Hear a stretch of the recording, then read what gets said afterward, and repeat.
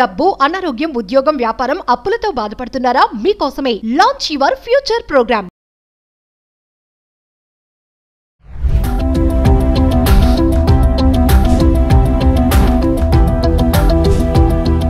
నమస్తే, welcome back to Suman TV. Present మనతో పాటు ఉన్నారు అనలిస్ట్ మందర్ కృష్ణారెడ్డి గారు. నమస్తే సార్. నమస్తే అమ్మ. సార్, కొంతమంది అంటూ ఉంటారు, వాడికి ఏంట్రా గవర్నమెంట్ జాబ్ చేసినప్పుడు జీతం వస్తుంది, అయిపోయాక కూడా పెన్షన్ వస్తుంది వాడికి అంటారు. అది పక్కన పెడితే మరి మామూలుగా జాబులు చేసుకునే వాళ్ళకు కూడా ఒక రిటైర్మెంట్ అయిపోయాక వాళ్ళకు కూడా మంత్లీ ఇంత ఇన్కమ్ రావాలి అంటే ఏమన్నా ఉన్నాయా పెన్షన్స్? లైక్ గవర్నమెంట్ జాబ్ చేసే వాళ్ళకి కాకుండా నార్మల్ వాళ్ళకు కూడా నెలవారీ పెన్షన్ రావాలి అంటే అలాంటివి ఏమన్నా ఉన్నాయా అంటే ఒకసారి వివరాల్లోకి వెళ్తే. అసంఘటిత వ్యక్తుల కోసం, అసంఘటిత కార్మికుల కోసం ఏర్పడబడ్డ పథకమే పెన్షన్, అటల్ పెన్షన్ యోజన. అంటే అసంఘటితం అంటే మనకు మామూలుగా యూనియన్స్ ఉంటాయి. యూనియన్స్ ఏర్పడే దగ్గర డిమాండ్స్ ఉంటాయి.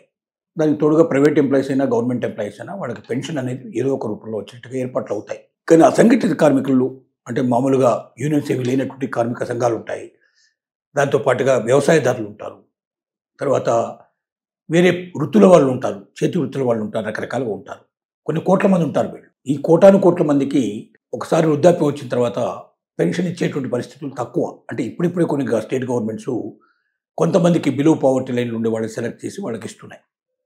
కానీ బిలో పావర్టీ లైన్ ఉన్నా లేకపోయినా ప్రతి ఒక్క వ్యక్తికి వృద్ధాప్యంలో కొంత ఒక 5,000 రూపాయల వరకు మినిమంగా దొరికేటట్టుగా చాలా తక్కువ అమౌంట్ ప్రీమియం లోపల వాళ్ళకి ప్రతి నెల వాళ్ళు పే చేసుకుంటూ పోయినట్టయితే వాళ్ళకి దాదాపుగా 60 ఏళ్ల తర్వాత నుంచి చనిపోయేదాకా మినిమం 1,000 రూపీస్ నుంచి 5,000 రూపీస్ వచ్చేటట్టుగా అటల్ పెన్షన్ యోజనని రూపొందించడం జరిగింది. దీనికి బ్యాంక్ అకౌంట్ తప్పనిసరిగా ఉండాలి. పోస్ట్ ఆఫీస్ కానీ బ్యాంక్ కానీ ఎక్కడైనా సరే అకౌంట్ ఉంటే ఆ అకౌంట్కు వెళ్ళి ఒక application form, Atal pension Yojana application form తీసుకొని దాన్ని ఫిలప్ చేసేసి మీరు ఎంత కట్టదలుచుకున్నారు. సపోజ్ మీరు ఒకవేళ 1,000 రూపాయలు రావాలి ప్రతి నెల మీరు చనిపోయేదాకా అనుకున్నట్టయితే 42 రూపాయలు కట్టాల్సి ఉంటుంది. 42 రూపీస్ ప్రతి నెల పే చేసుకుంటూ పోవాలి. అంటే దాదాపుగా ఒక 500 రూపాయలు సంవత్సరానికి. మీ 60 ఏళ్ళు వచ్చే వరకు వయసు లోపల 500 ఇంటూ 60 ఏళ్ళు అంటే ఏమవుతుంది? ఒక 30,000 రూపాయలు అవుతుంది. 30,000 రూపాయలు దాంట్లో పడిపోయింది. ప్రతి నెల 1,000 రూపాయలు మీకు వచ్చేస్తుంది. చనిపోయేదాకా వస్తుంది. ప్రతి నెల అంటే సంవత్సరానికి దాదాపు 12,000 వచ్చినట్టు లెక్క. ఒక 30 ఏళ్ళ తర్వాత చనిపోయాడు అనుకుంటే 3,60,000 రూపాయలు మీకు వచ్చినట్టు లెక్క. ఇంత చిన్న మొత్తానికి అది వస్తుంది. అలాగే 5,000 రూపాయలు నెలకు రావాలనుకుంటే దాంతో ఒక 5 టైమ్స్ ఎక్కువ అనుకోండి. అంటే దాదాపుగా 42 రూపాయల బదులుగా 200 చిల్లర పే చేసే పరిస్థితి ఉంటుంది. దాని ప్రకారం లెక్కలు ఉంటాయి.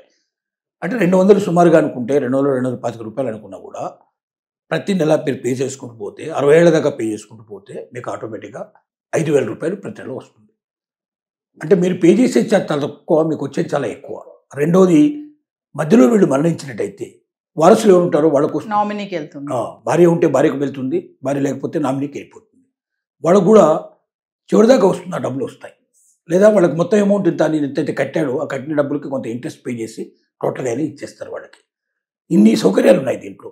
అంటే తాము చనిపోయిన తర్వాత కూడా భార్యకి అది కంటిన్యూ అయ్యేటట్టుగా, లేక ఎవరికైతే నామినీ ఉన్నారో వాళ్ళు కంటిన్యూ అయ్యేటట్టుగా పెట్టడం అనేది, అంటే 100 ఇయర్స్ వరకు ఇస్తారు ఆ రకంగా.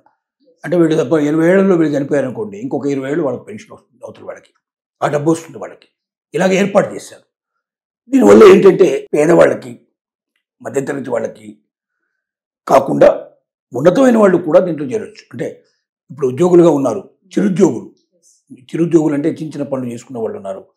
లేదా అసంఘటితంగా ఉన్నాయి కొంతమంది కొంత ప్రైవేట్ ఎంప్లాయీస్ కూడా పెన్షన్స్ లేవు, ఊరికే శాలరీ ఇచ్చుకుంటూ పోతారు, అంతేగాని పెన్షన్ ఉండదు.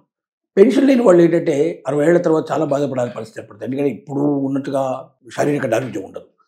వాళ్ళు అట్లాంటి పనులు ఏమవుతుంటే కష్టపడి పనిచేసి డబ్బు సంపాదించే అవకాశాలు ఉండవు. పిల్లల మీద ఆధారపడాల్సిన పరిస్థితులు ఏర్పడతాయి. ఇవాళ ఇప్పుడు ఉన్న పిల్లలు ఎలా ఉన్నాయంటే తల్లిదండ్రుల దగ్గర ఏమైనా ఉంటే లాక్కునేందుకు ప్రయత్నం చేసేవాళ్ళు ఉన్నారు తప్ప తల్లిదండ్రులకు సాయం చేసేవాళ్ళు చాలా తక్కువ. అసలు లేరని చెప్పలేం, కానీ చాలా తక్కువ ఉన్నారు. ఎక్కువ మంది ఆశించేవాళ్ళు.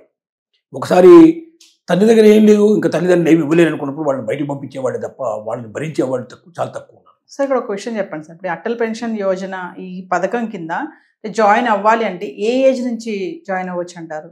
20 ఏళ్ల లోపు, 20 నుంచి 40 ఏళ్ల లోపల, minimum 20 years, maximum 40 years. 20 years నుంచి 40 years లోపల ఉన్నవాళ్ళు ఎవరైనా జాయిన్ కావచ్చు. అంటే ఏజ్ పెరుగుతున్న కొద్ది సపోజ్ మీరు 40 ఏళ్లలో జాయిన్ అయ్యారనుకోండి, మీరు కట్టాల్సింది ఎక్కువ ఉంటుంది. ఎందుకంటే మీరు కట్టాల్సిన పీరియడ్ 20 years ఉంటుంది కాబట్టి. 20 yearsలో జాయిన్ అయితే మీకు 40 years ఉంటుంది. కాబట్టి చిన్న ఏజ్ నుంచే కట్టుకుంటూ పోయినట్టయితే తక్కువ రేట్ పడుతుంది, తక్కువ అమౌంట్ కట్టే అవకాశం ఉంటుంది. పెద్ద వయసులో 40 ఏళ్ల వయసులో మీరు చేసినట్టే కొంచెం ఎక్కువ పెట్టాల్సి ఉంటుంది. మొత్తం మీద 60 ఏళ్ల లోపలే మీరు కట్టేస్తారు. 60 నుంచి స్టార్ట్ అయిపోతుంది. సో జాయినింగ్ 20 years నుంచి 40 years లోపల ఎప్పుడైనా జాయిన్ కావచ్చు. కానీ 60 years నుంచి మనకు పెన్షన్ వస్తుంది. అది 1000 నుంచి 5000 రూపీస్ దాకా మనం కట్టే డబ్బు మీద ఆధారపడి ఉంటుంది.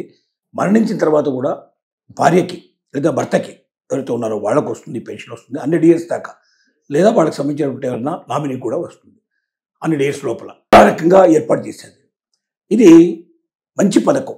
ఎవరికి అంటే ఎవరికైతే రెగ్యులర్గా రాదో, ఏ రకమైన పెన్షన్స్ రావో, నిరుపేదలకి, మధ్యతరగతి వాళ్ళకి, మామూలు ఉద్యోగస్తులు కూడా ఎవరైతే అసంఘటిత కార్మికులుగా పనిచేస్తున్నారో వాళ్ళకి, వీళ్ళందరికీ బాగా వర్తిస్తుంది. అందరూ దీన్ని ఉపయోగించుకోవచ్చు. Thank you sir.